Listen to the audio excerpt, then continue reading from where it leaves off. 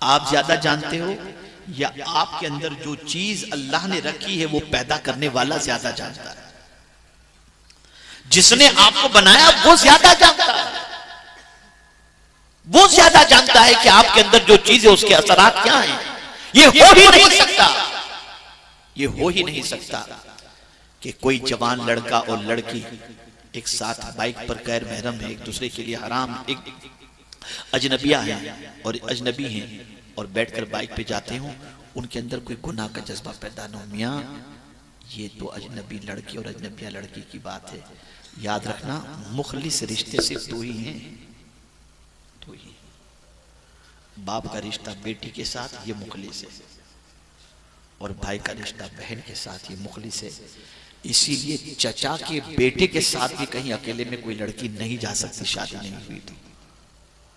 क्यों? कोई रिश्ता प्योर नहीं है।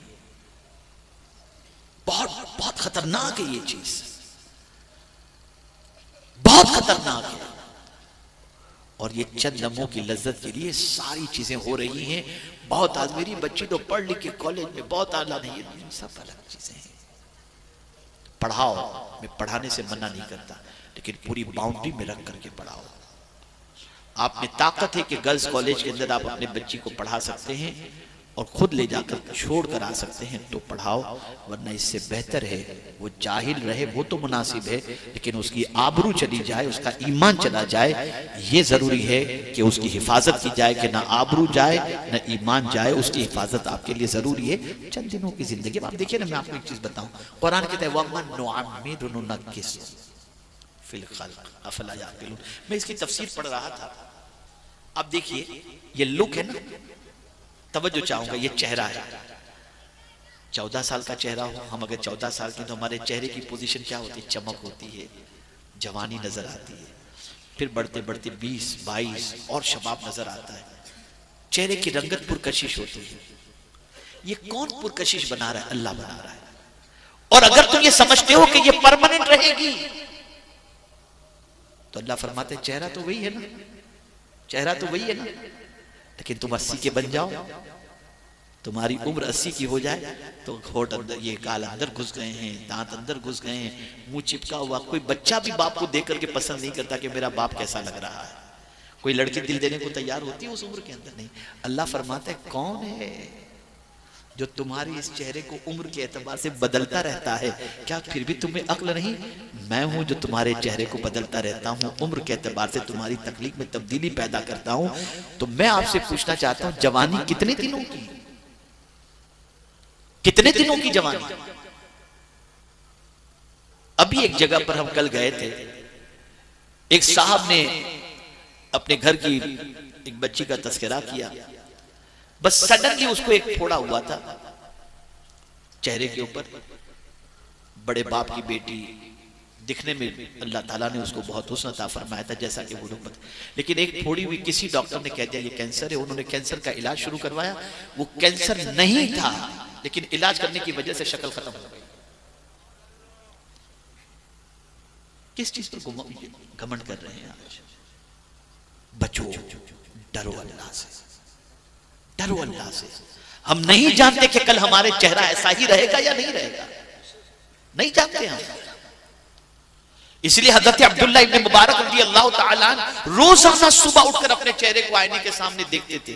किसी ने पूछा हुजूर चेहरे को आईने की तरफ, आईने में देखने की वजह? फरमाते मैं देख रहा हूं मेरा चेहरा काला तो गुनाहों की वजह से नहीं हो गया।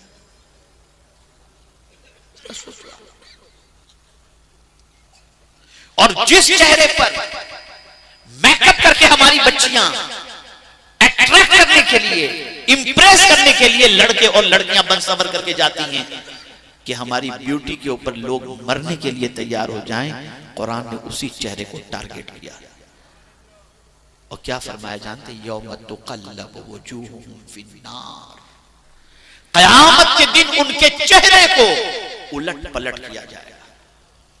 किसमें? तंदूरी खाते हो ना, तो तंदूरी को आप घर के अंदर देखते होंगे कि चूल्हे पर उलट पलट किया जाता है। मुर्गी को जब वो करते हैं तो उलट पलट करते हैं। कुरान कहता है कयामत के दिन उनके चेहरों को जहन्नम की आग में ऐसे उलट पलट किया जाएगा। क्यों? अब कुरान कह रहा है किनके चेहरों को, और वो क्या कहेंगे जिनके चेहरों को उलट पलट किया जाएगा, यक़ूलून या लैतना अताना अल्लाह व अताना रसूला। क़यामत में वो कहेंगे काश हम अल्लाह की बात माने होते, अल्लाह के रसूल की बात माने होते। एक छोटा सा तिनका अगर हमारे चेहरे पर किसी आग का पहुंच जाए तो उसकी जलन खत्म नहीं होती, जहन्नम की आग की तकलीफ को कैसे बर्दाश्त कर सकते। छोड़ दो ये सब, बहुत कुछ हो गया। गुनाह करके आपने अपनी जिंदगी देखी होगी, बहुत सारों ने, मैं ये नहीं कहता कि आप सब गुनहगार हैं, लेकिन जो लोग गुनाह करते हैं उन्होंने गुनाह करके अपनी गुनाह की लज्जतों को महसूस कर लिया होगा। मियाँ याद रखना, गुनाह में लज्जत है, इज्जत नहीं है। गुनाह में बेकरारी है, सुकून नहीं है। गुनाह कभी अपने साथ अच्छाइयां लेकर या सुकून लेकर के नहीं आता। गुनाह का नतीजा हमेशा बेचैनी है, गुनाह का नतीजा हमेशा बेकरारी है। लेकिन एहसास गुनाह कब होता है, जब आदमी 60 के करीब पहुंचता है ना, और बेटा अपने बाप को क्यों मुझे इस तरीके से कहते हो, तब वो अकेले में रोकर कहता है कि शायद ये मेरी जवानी के गुनाह का नतीजा है।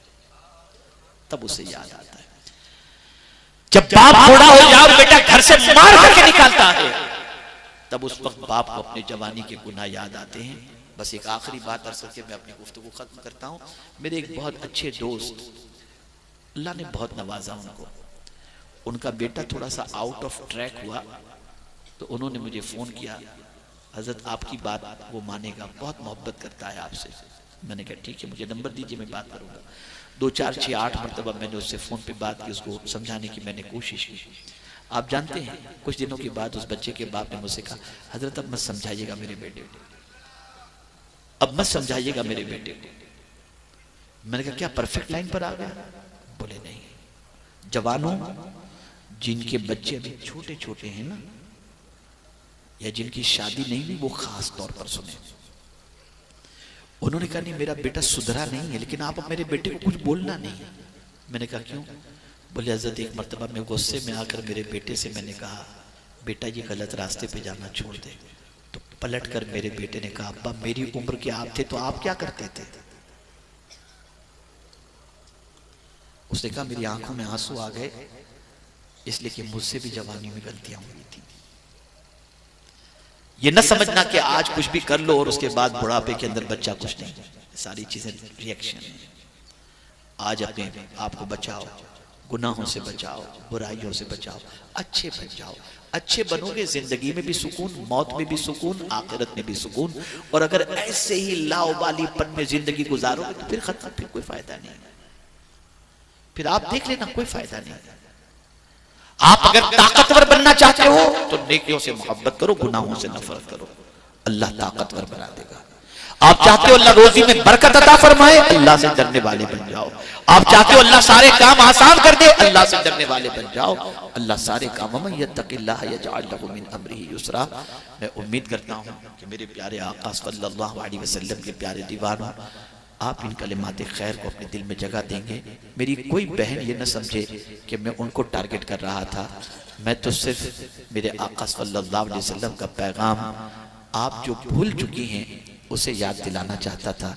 इसलिए कि आप वो हैं कि जिनके मर्तबे को अगर कोई माँ बन जाती है तो आका करीम सल्लल्लाहु अलैहि वसल्लम बाप के मुकाबले में माँ के मर्तबे को 3 गुना ज्यादा फरमाते हैं।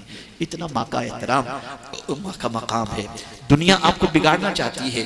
मॉडल के अंदर आप देखें, कोई भी चीज बेचनी होती है ना, तो मर्द जो है एज अ मॉडल कम ही होते हैं, औरतों का चेहरा दिखाकर सारी चीजें बेची जाती हैं।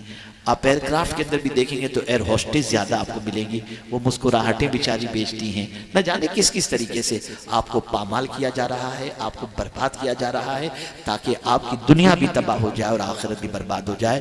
और एक खास बात मैं अपनी बच्चियों से कहूंगा, बहुत सारी शादीशुदा औरतें भी बहक जाती हैं। बहुत सारी शादीशुदा औरतें भी बहक जाती हैं।